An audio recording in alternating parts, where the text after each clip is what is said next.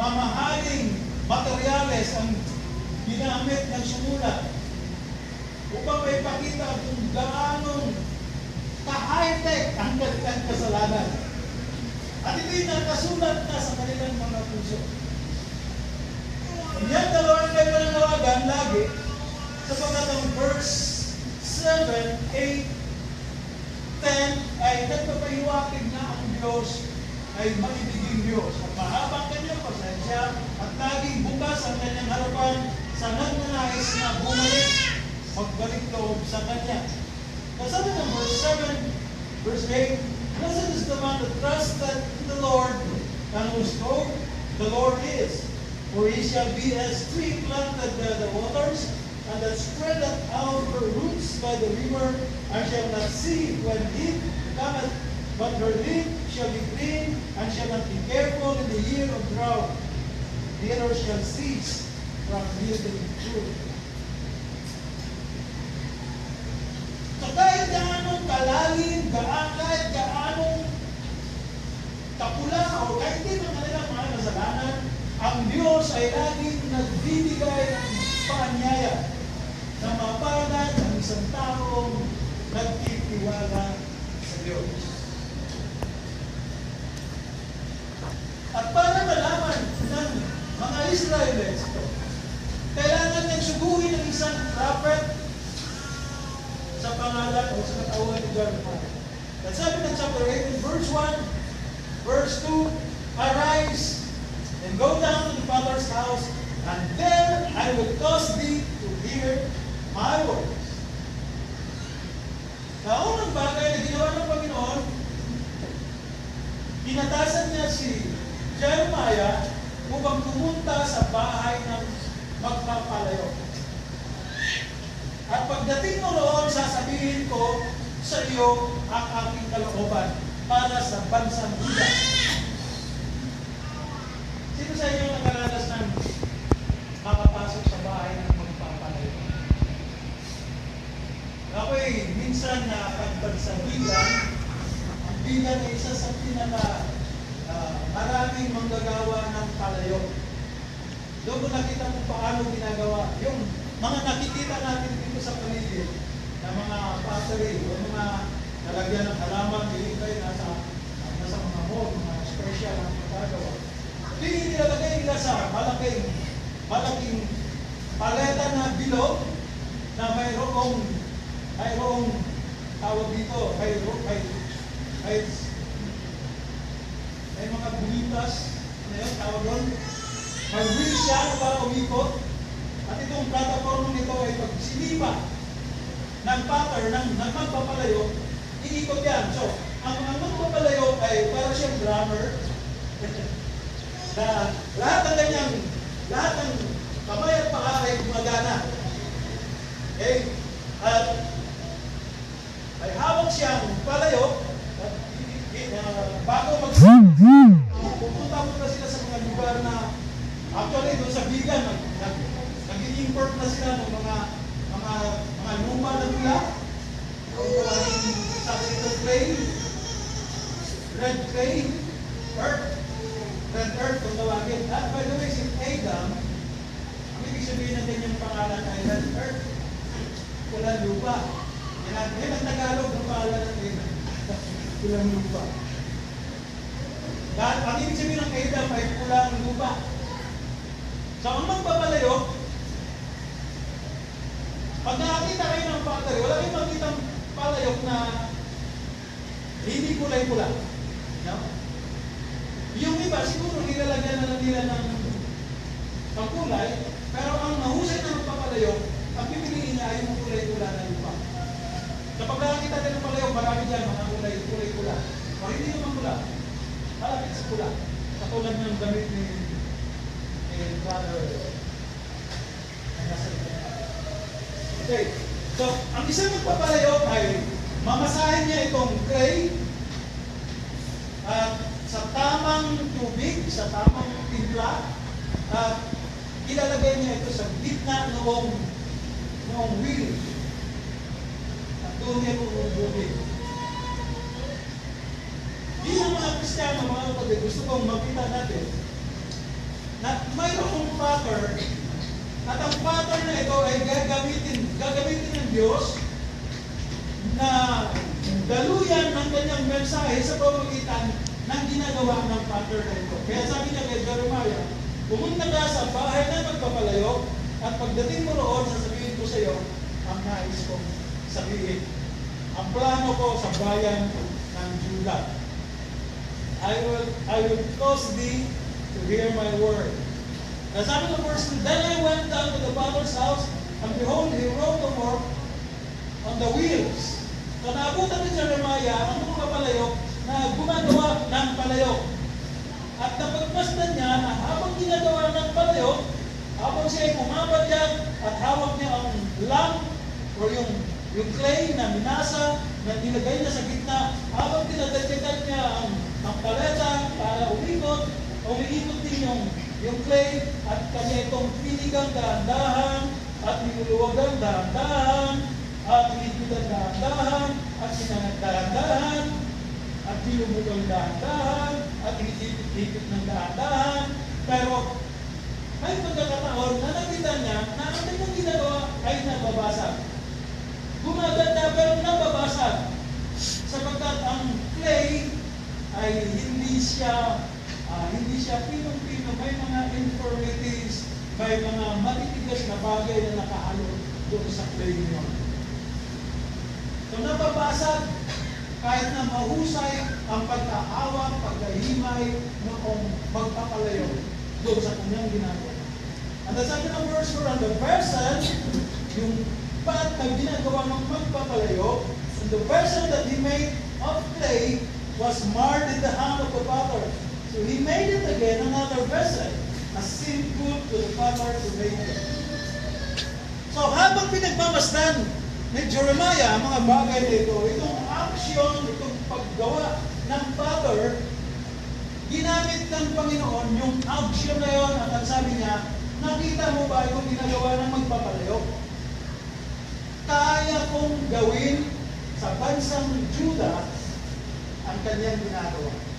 Gusto mo makita natin na yung clay ay tayo po yun at yung wheel na tinatadyakan ng potter ay ito yung buhay natin sa araw-araw. Umiikot tayo dito, kung minsan parehong ikot, kung minsan parehong problema, pinabukasan, nadadagdagan, pinabukasan, nababawasan.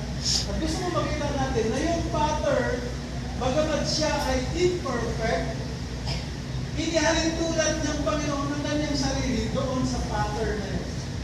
Okay? So, habang ginagawa ng pattern, yung kanyang bagay na dinidisenyo niya sa kanyang isipan, nakita, sabi ng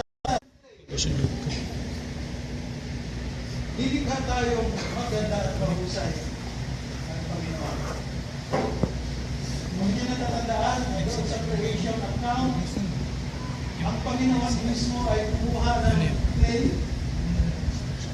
at hinubog niya ito at hinugisan niya ang tao at hiningahan niya sa ilong at nagkaroon ito ng buhay at siya tinawag na tao.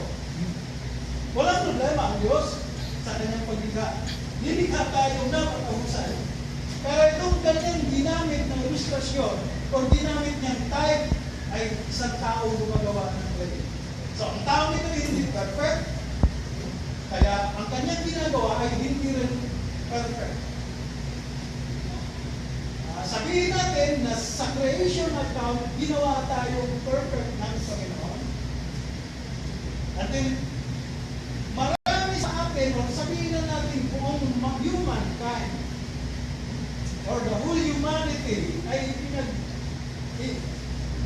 para wala natin gawin inalaw niya, ipinahintulot niya na dumating sa atin ang mga pagsubok. Hindi para malaman ng Diyos kung tayo nga ba ay perfect o hindi. Alam niyo yun. Hindi para makita natin kung hanggang saan tayo. Kung ano ang ating estado. So, ginalaw niya ang lahat ng mga bagay na pwedeng dumating sa buhay ng isang tao, katulad ng clay, hindi siya puro-puro, pero inalaw na mayroong mga bagay na mahalo dito upang makita na ni Jeremiah na ang pag-Diyos ay walang hanggan. Na dahil paulit-ulit tayong nasisira doon sa paghubog ng kamay ng Father, hindi tayo itinatapon ng Father. Sa ating binasa, nasira yung clay, yung kanyang ginawa. Normally, kapag ka ang luwad, sinasabi kanila sa Tagalog culture, yung putik tinatawag na luwad, kapag ka ang luwad na ito ay ginurog ko ulit, nasira ulit, normally sa isang father, papalitan niya ito ng ibang luwad. At gagawa siya doon sa bagong luwad. Dito sa pattern na ito, hindi itinapon ng pattern yung luwad na nagawa na at nasira. Kundi siya'y gumawa ulit ng panibago sa parehong luwad. Sa parehong clay. Kaya makita dito na ang Diyos ay Diyos ng mga pag-asa. Diyos ng second chance, ng third chance, ng fourth chance. Ilang beses na tayo mapagpak sa buhay natin. Hindi lang. Pero huwag kayong mag-alala, sapagkat minsan sa buhay natin, hahabulin tayo ng biyaya ng Panginoon at sasabihin sa ating espiritu, sasabihin, ang Diyos mo ay Diyos ng mga pangalawa, pangatlo, pang-apat na pagkakataon. Lagi siyang may pagkakataon. Hindi lang ito ang panahon ng Juda na sila magkasala sa Diyos. Napakaraming beses kung ating aralin ang buhay ng mga Israelites, ginaguide sila ng Panginoon upang sila magtagumpay. Sabi ng Diyos, sige, lahat ng mga bansa yan ay tugkumin ninyo upang lumaki ang inyong teritoryo, sapagkat ang mga tao niyan ay kailangan hindi kilala sa bibigyan ko kayo ng pagtatagumpay.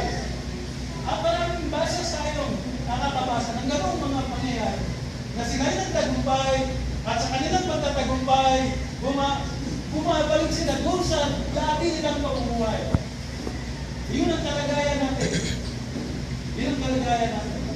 Pagkatapos natin magtagumpay, masaya-masaya tayo nagpupuri at naglilingkod sa Panginoon, at pagkatapos hindi natin napapansin, o hindi nga kaya natin napansin, o hindi lang natin pinapansin, bagamat hindi kapansin-pansin, napapabayaan natin, at nakita natin ang ating sarili, hindi na tayo lumalakad ayon sa kalooban ng Panginoon.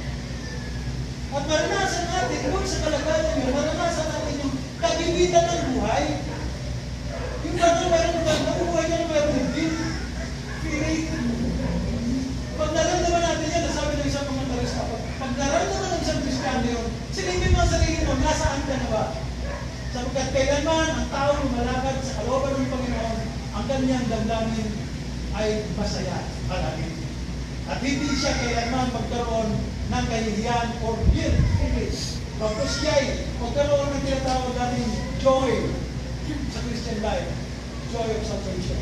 The joy of knowing the Lord. Kaya sabi ng Panginoon, pumunta ka sa bahay ng magpapalayo. Imagine ninyo, maraming beses na ang Diyos ay nagsasalita sa mga propeta. Sabi ng Panginoon, pumunta ka sa lugar na yun, magpipag-usap ako sa iyo. At pag pumunta sila, pag dumating sila sa lugar na yun, maririnig nila nakipag-usap ang Panginoon sa kanila. Audibly, naririnig nila yung tinig ng Panginoon. Pero dito, ang salita ng Panginoon, ang kanyang message, ay sa pamamagitan ng isang aksyon, ng isang ordinaryong manggagawang magpapalayo. At wala siyang sinabing mensahe, kung sabi niya, nakita mo ba yan? Kaya mong gawin. Muli, sa kung paano ginawa ng magpapalayo, kung paano niyang ginawa ulit ang nasira na palayo, kaya mong gawin yan sa bansang Juda. Siguro may mga arguments. Kung itong si si Jeremiah, pwede ba yung mga arguments? Kasi, tingnan natin sa buhay ni Jonah. May mga arguments sila sa Panginoon eh. Tingnan natin si Job. Tingnan natin ibang mga lingkod ng Panginoon. Sila Moses. Mayroon silang mga debating sandali sa Panginoon. Si Jeremiah, wala tayong mabasa. Naisinulat na gano'n. Pero siguro sa isipan niya, ang normal na ginagawa na magpapalayo, kapag nasira yung kanyang ginagawa, tatapon niya ito. Pero hindi. Maaaring binigyan ng Panginoon ng isipan ng magpapalayo na ito na gawin mo ulit. Huwag mong itapon, gawin mo ulit. Pagkat yan ako manguhusap, yan ang message ko sa bansang Juda. Yan ang gusto kong makita ni Jeremiah sapagkat yan ang kanyang ipapangaral sa bansang Juda. So, sa mga talata na ating natumayan, ang sabi ng Diyos, kaya kong gawin. Can I not? Ang sabi niya. Kasabi natin yan. Ang sabi ng Panginoon, cannot I do with you as this potter? Kung ang magpapalayo na ito ay nagbigay ng chance doon sa minasan niya na tinubog na niya at nasira at binigyan niya ng panibagong chance para magawa siya ulit. Kaya mo rin gawin niya kung siya ay may limitasyon ang kanyang puso at damdamin. Ako ay Diyos ng pag-ibig. Kaya kong gawin niya at higit pa. So, yun ang sabihin mo sa bansang Juda,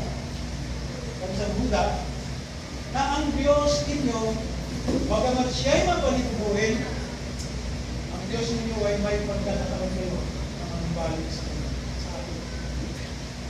So, mga kapatid, sa buhay natin bilang mga Kristiyano, lagi natin sinasabi na ang mangungusap sa atin ay ang Holy Spirit. Hindi naman siguro tayo mag-expect na mayroong propeta na pupunta sa inyong harapan at sasabihin sa iyo, ito ang sinasabi ng Diyos. Sapagkat gawa na ang Biblia, so na-expect ng maraming Kristiyano, kung meron mang mag-guide sa isipan ko, yun ay walang ibang kundi ang Holy Spirit na naninira sa atin. Alam, ang question, gaano ka makapangyarihan, gaano kalaking porsyento na inaalaw mo ang Holy Spirit na mangusap sa iyo at maintindihan mo ang kanyang kalooban.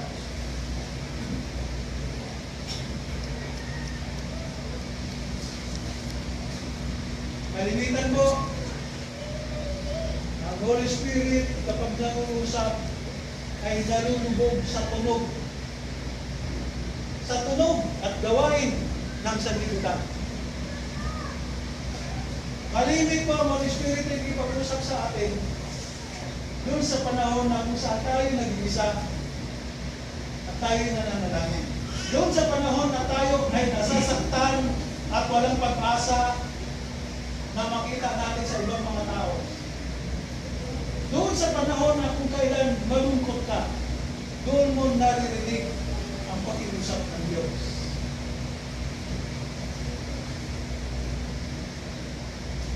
Ang sabi ng Diyos, Jeremiah, sabihin mo sa bansang Juda, gumagawa na ako ng plano para sa kanila. At ang planong ito ay hindi nila magugustuhan kapag hindi sila nalubumbalik sa akin. So kahit naggalit na ang Diyos, binibigyan tayo ng tsansa, ng pagkakataon. Kahit naggalit na siya. Anyway, ang naligtasan natin ay hindi tayo niligtas ng Diyos para sa kapangyarihan ni Satanas. Hindi tayo niligtas sa pangil ng impyerno. Iniligtas tayo ng Diyos mula sa kanyang galit at puot. Doon tayo nililigtas. So, ang Diyos nagbigay sa atin ng laging bukas na pagkakataon. Nasa sa atin sa kung paano natin basahin ang mensahe ng Diyos. Nasa sa atin kung paano natin tinitingnan, kamusta ba ang buhay? Kung paano ba ito? Sira na ba ito? lumalakad pa ba ito ng ayon sa kalooban ng Panginoon? Mayroon tayong feeling. Mas higit ang ating kaalaman kaysa sa mga tao na nabubuhay noon. Na sila'y umaasa lamang sa tinig ng mga propeta. Pag wala silang marinig, sasabihin nila sa isip nila at puso nila, walang mensahe ang Diyos sa akin. Sa atin, laging mayroong mensahe ang Diyos. Mayroon tayong Biblia, mensahe ng Diyos siya. Kaya ang tanong ko kanina, gaano kahalaga ang salita ng Diyos sa iyo para mangusap sa iyo at para malaman mo kung saan ka na sa iyong paglakad sa Panginoon. If Jesus is the Word of God, at sabi niya, He who abides in me, I in Him. Pag sinabi natin si Jesus ang Lord ng ating buhay, kamusta ang buhay na ito? Saan tumutungo? Kung si Jesus ay tutunay na King ng buhay na ito, makikita ko mismo sa aking sarili na ako ay servant ng Panginoon. Sapagkat siya yung hari ng ating buhay. Kaya lang kung minsan ang paniniwalang ito yung umikot lang sa isipan natin. Hindi ito ang ipinapakita ng buhay natin. Ano ba ibig sabihin? Yung pagiging Kristiyano natin ay parang dito lang. Parang dito lang. Ang buhay Kristiyano ay hindi ito nakakulong sa katauhan. Ito ay buhay na nakikita ng maraming tao. This is the gospel of Jesus. Our life should be the gospel of God. Huwag natin isipin na tayo Kristiyano lang dahil naintindihan ko ito, sinabi ng ganito, alam ko ito. Ang Kristyanismo ay hindi pagkaalam. Ang Kristyanismo ay pagsasa sa buhay. Sabi niya ang mensahe ng Diyos sa atin. Kaya kung tayo na gumagawa tayo or nakakagawa tayo, hindi natin pinagplano, nakakagawa tayo hindi maganda, bumalik tayo sa Panginoon. Bumalik tayo sa Panginoon. Huwag nating patagalin. Bumalik tayo sa Panginoon. Huwag na natin antayin na magdanas pa tayo ng hindi kaya-ayang kalagayan. Hindi ka tulad nung sa Brother Garza na naranasan na gusto na niyang kumain ng pagkain ng bawal para na makasurvive. Huwag natin antayin yun. Sinasabi lagi ng Holy Spirit sa atin yan. Lagi na sinasabi ng Bible na ang Holy Spirit ay nagpag-usap sa ating espiritu. Hindi tayo iniwan ng Diyos na walang alam. Mayroon natin tayong alam. Nasa sa atin kung paano natin damihin. Sa kung paano natin siya pakikinggan. Ito yung iyong role. Yun yung role. Ikaw ay elder, ikaw ay manunungkulan sa ganito, ikaw ay younger generation, ikaw ay magpasakot dito, ikaw ay sumunod, ikaw ay magbito. Yun ang role ng bawat isa sa atin. At ang mga bagay na ito ay isang opportunity na bukas. Sa tuwing tayo magkakasala, inahayaan tayo ng Panginoon, bumalik tayo sa Kanya. Bakit? Sapagkat sa tuwing lumalayo tayo sa Panginoon at magpapalayo-layo tayo, wala tayong makasama ng Kanya.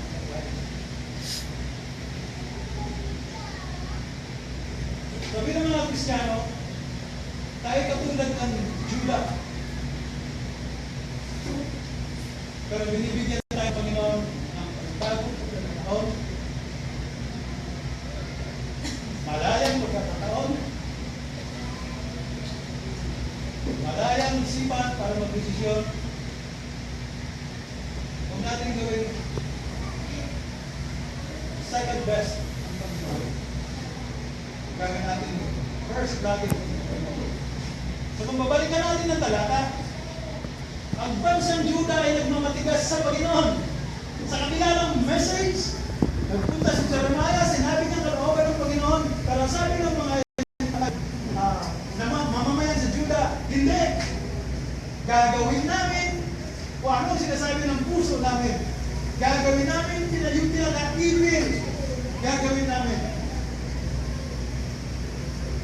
Isang warning to, mga kapatid.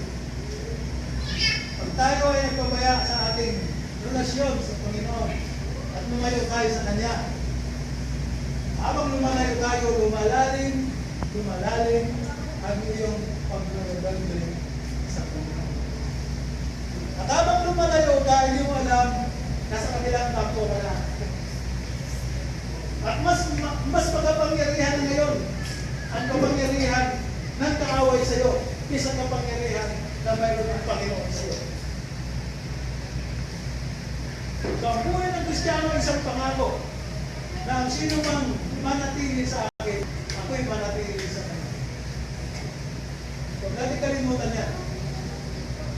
Walang Kristiyanong malayo sa gawain ng Panginoon. Walang Kristiyanong magpatuloy sa kanyang panlalalig sa Panginoon. Sapagkat sinasabi ko kanina, lagi tayo nahabulin ng biyaya ng Panginoon. Yung biyayang yon ang makikipag-usap sa iyo. Ang yung biyayang yun kung minsan ay mga pangyayari sa buhay natin na pinahintulot din mangyari sa atin ng Panginoon para pangyayari din mangusap sa iyo para bumalik ka sa Panginoon. Ito lang. Wala natin din tayo. Buti na lang ang Panginoon bukan sinabi niya may kapay. Panginoon, may pagdangan ako. Hindi kita papatayin. At ang mga ito, wala nang pagkakawag. Panginoon, patasan mo ang bagay mo. Kaya itong bagay na ito, hindi siya magpula sa iyo para bumalik ka. Bakit tayo yun? Kaya naman natin bumalik na hindi natin naranasan ang bagay. Pag narinig ninyo ang salita ng Panginoon, lagi sinasabi sa New Testament, pag narinig ninyo ang pakiusap ng Panginoon, huwag na ninyong pag-isip. Pagbalay tayo ng Panginoon.